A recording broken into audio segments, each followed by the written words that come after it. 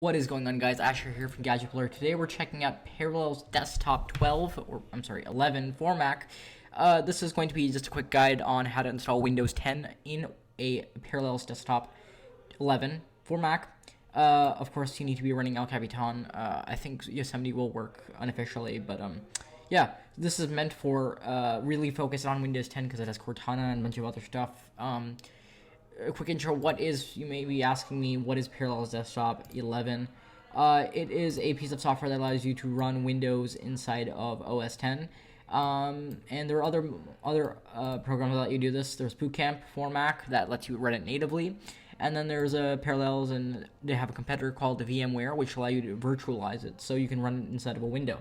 I'll explain more in a second, but basically, people may be faced with the dilemma saying, why do I want to get Parallels and why do I want to get VMware?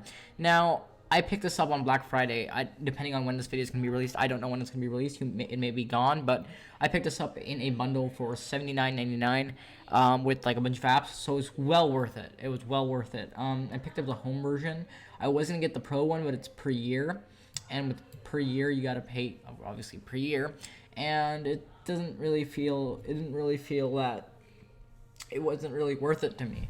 So I went with Parallels Desktop 11. It was fine. You get all the cool features forever. Well, until the new one. If you want to upgrade, you got to pay some fee. But other than that, you got Parallels Desktop. There is a competitor, as I said, VMware Fusion, but I prefer Parallels because they have more features. VMware is more stable, but I have not experienced any issues with Parallels, so I'm sticking with them. There is another thing that which is my reason of getting Parallels instead of VMware, is that Parallels' only product is the software. VMware makes a bunch of stuff, so their main focus isn't just VMware Fusion. There's a bunch of other programs that they have to put their focus on. So I like to have not VMware. I like to have Parallels. So that's basically why. Okay, so here's how you start and install Windows 10. I'm going to have a link down in the description to this page for Windows 10 ISO downloader.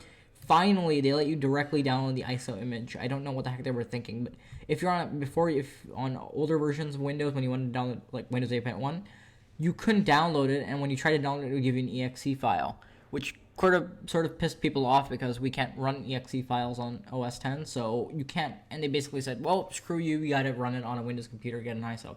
But now if they recognize you're on a Mac, they'll give you a direct ISO image. You want to select your version, Windows 10. You can select KN or N or single language, whatever you guys want to choose. Windows 10 also includes the 64-bit, just so you know, and the Pro as well. Okay, more options. You can do all the Windows licensing stuff.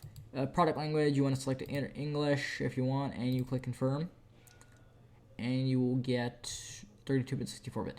You click that, and it'll download an ISO. It'll take it's about 4 gigs, so it'll take some time. I already have it in my computer, so I can just I already have it. So yeah. What you guys want to do once you have it downloaded is you open up Parallels Desktop, you install it and run it, and you get this page. Now, I already have a VM here, but don't mind that. What you want to be focused on is this plus button. You probably won't get this. Actually, you'll get this pop-up. You can get Windows 10 from Microsoft. Oh, I didn't know about that. You can actually get it now. I didn't even realize. So you don't even have to go through that. You can just go and click this button, and you'll download it directly. I already have the ISO image, so I'll grab that, and you'll have a list full of ISO images. There's Windows 10 right there. I select that and click continue. It'll ask you for a product key. Now, there are a bunch of product keys on the internet. I'll grab one right now. Interesting, it doesn't require a product key. Okay, so I just did some research, and turns out that you don't need a product key, so you can uncheck this. Continue if you have one, then. Now you have two options, productivity and games only. I'm going to be using productivity because I use stuff lately. You can customize where you want to install it, so I want to install it to my external drive, so my 1 terabyte, let's choose that. And let's go over to secondary. Let's open up Mac stuff, VMs, let's choose that. 20 gigs. Customize settings before installation. I wanted to check that, but you may not want to. You just pop up before we start. You can choose how much space you want to allocate. I'm going to go over to hardware and bump up the RAM. So I'm going to give it about, I don't know, 6 gigs should be fine. 4 processing, no, 4 terabytes, what the heck am I saying? Graphics, I'm going to bump up the graphics settings because I have 2560 by 1440 monitor. I'm going to give it like a gig. Yeah, that should be fine. Just change that over. I don't think it's recognizing because this is a Hackintosh, but whatever. Which lessen the hard drive? Because this is the test. Edit. You can change up this if you would like. There must be a better way. Edit. Yeah. I'm going to bring this down to about 32 gigs. That should be fine. It's going to be an expanding disk. So what that means is that... What the heck happened? It's something called an expanding disk, which means that it will expand. So as you put more files on it, it will automatically expand, but it won't contract. So you have to go back in settings to contract it down to whatever you have. But yeah, so once you've configured it to your liking, you click continue, and it will boot into the installer, and you are now waiting and to install. Now, it's mostly hands-free right now, so I'm just going to speed it up and let it do its thing. I'll let you guys know if anything happens.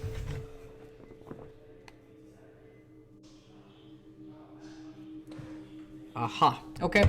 So you get a selection here. You get Windows 10 Pro or Windows 10 Home. I'm going to choose Windows 10 Pro because that's what I want. And it's probably going to prompt me for a product key now. No, it doesn't. Weird. Okay. Now it's going to install Windows. That's all I really need to do.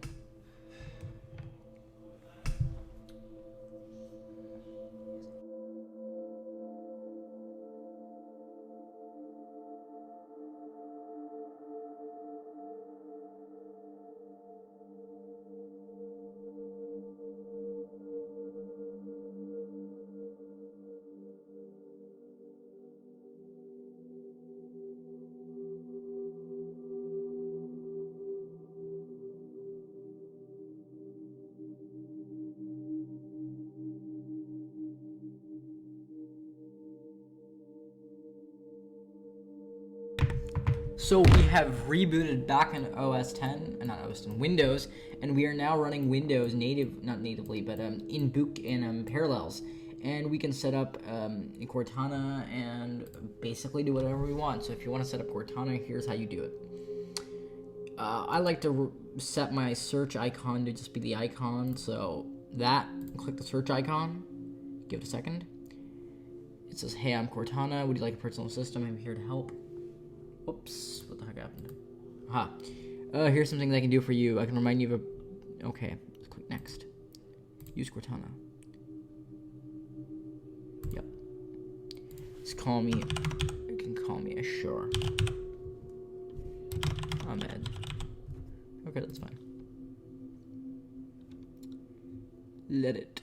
Okay, great. Ashur Ahmed. One thing, the last thing is that way I can keep track of what you want.